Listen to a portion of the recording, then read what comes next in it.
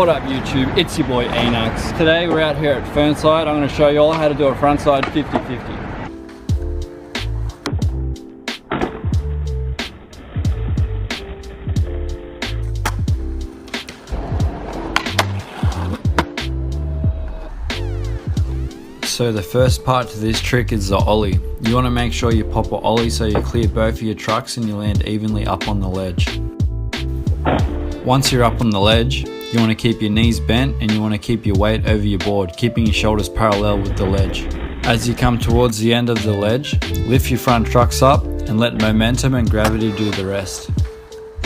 I would suggest practicing it on a small size ledge, and once you get a bit more confident, you can take it to bigger things.